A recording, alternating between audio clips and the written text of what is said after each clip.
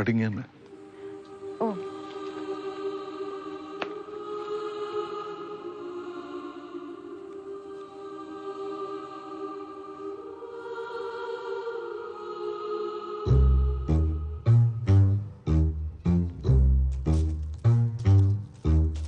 கண்ணோடு கண்ணை கலந்தாள் என்றால் கலங்கம் உள்ளவள் எச்சரிக்கை. உடனே கையுடன் கை கோர்த்தாளா ஒழுக்கம் கெட்டவள் எச்சரிக்கை.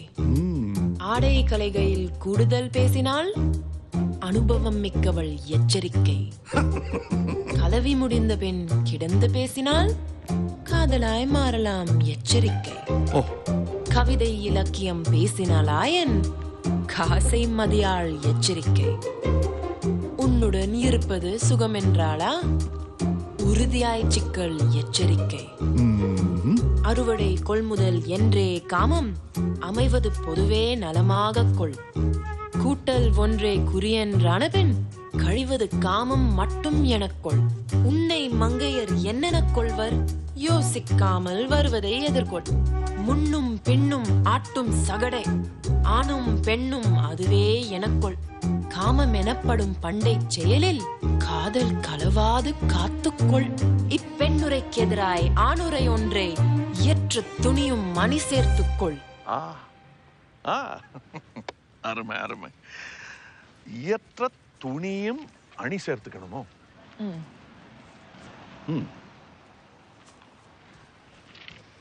துணிவே அணியும் துணி என்றானவின் அணியொன்றதற்கு தனியே வருவேன். அப்படி வாங்க வழிக்கு. சோ நீங்க கவிஞர் தானே? Guilty as accused. அப்போ ஜட்ஜ்மெண்ட் சொல்றேன். சொல்லுங்க. பதிலுக்கு நீங்க ஒரு கவிதை சொல்லணும். அதுதான் தண்டனை. யாருக்கு? அது கவிதையை கேட்டா தானே தெரியும். சரி சொல்றேன். ஆனா நீங்க கோச்சுக்க கூடாது. ஏன்? பெண்களை பத்தி கேளியா? அதெல்லாம் இல்லைங்க. இது ஒரு பெண்ணோட மைண்ட் யூ ஹெட். ஒரு பெண்ணோட வேண்டுகோள் மாதிரி. ஒரு பெண் தன் தெய்வத்துக்கிட்ட பாடுற தோத்திர பாடல். ஓ, நீங்க பக்திமானா? நான் புத்திமானாங்கிறதே கேள்விக்குறியா இருக்கு. கவிதையை கேட்டா கேள்விக்குரிய ஆச்சரியக்குரிய மாறலாம் இல்லையா? Maybe. May I? Please. கலவி செய்கையில் காதில் பேசி கனிவாய் மெலிதாய் கழுத்தை கவ்வும் வெள்ளை பளிச்சிடும் பற்கள் வேண்டும்.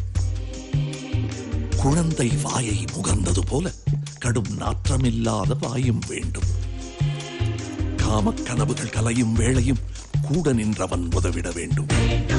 சமையலின் போதும் உதவிட வேண்டும். சாய்ந்து நெகிழ்ந்திட தின்தோள் வேண்டும். மோதி கோபம் தீர்க்க வசதியாய் பாறை பதத்தில் நெஞ்சும் வேண்டும். அதற்கு பின்னால் துடிக்கும் இதயமும் அது ரத்தம் பாய்ச்சி நெகிழ்த்திய சிந்தையும் மூளை மடிப்புகள் அதிகம் உள்ள மேதாவிலாசம் அண்டையும் வேண்டும். வங்கியில் இருப்பு வீட்டில் கருப்பென வழங்கி புழங்கிட பணமும் வேண்டும். நேர்மை வேண்டும், பக்தியும் வேண்டும். எனக்கென சுதந்திரம் கேட்கும் வேளையில் பகுத்தறிகின்ற புத்தியும் வேண்டும். இப்படி கணவன் வர வேண்டும் என நான் 9 நாட்கள் நோன்பு இருந்தேன். பரந்தருவாள் என் வரலட்சுமி என கடும் நோன்பு முடிந்ததும் தேடி போனேன். தேடி எங்க போன அந்த பொண்ணு? பீச்சுக்கு தான்.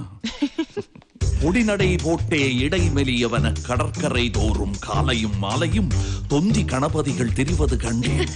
முற்றும் துறந்த மங்கையரோடு அம்மண துறவிகள் கூடிடக் கண்டேன். எங்க டிவிலயோ?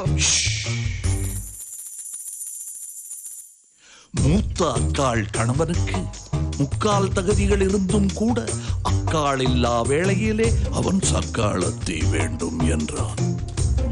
எக்குலமானால் என்ன என்று வேற்று மதம் வரை தேடி பார்த்தேன். வர வர புருஷ லட்சணம் உள்ளவர் திருமணச் சந்தையில் மிக மிக குறைவு. வரந்தர கேட்ட வரலட்சுமி உனக்கு வீட்டுக்காரர் அமைந்தது எப்படி? நீ கேட்ட வரங்கள் எதுவரை வலித்தது? உறங்கிக் கொண்டே இருக்கும் உந்தன் அரங்கநாதன் ஆள் எப்படி? பிரபந்தம் சொல்லும் அத்தனை சேட்டையும் வாஸ்தவமாக நடந்தது உண்டோ? இதுவும் உதுவும் அதுவும் செய்யும் இனிய கணவர் யாருக்கும் உண்டோ? உனக்கேனும் அது அமையப் பெற்றால் உண்மையிலேயே அதிர்ஷ்டசாலிதான். நீ அதுபோல் எனக்கும் அமையச் செய்யேன். ஸ்ரீவரலக்ஷ்மி நமோஸ்துதே.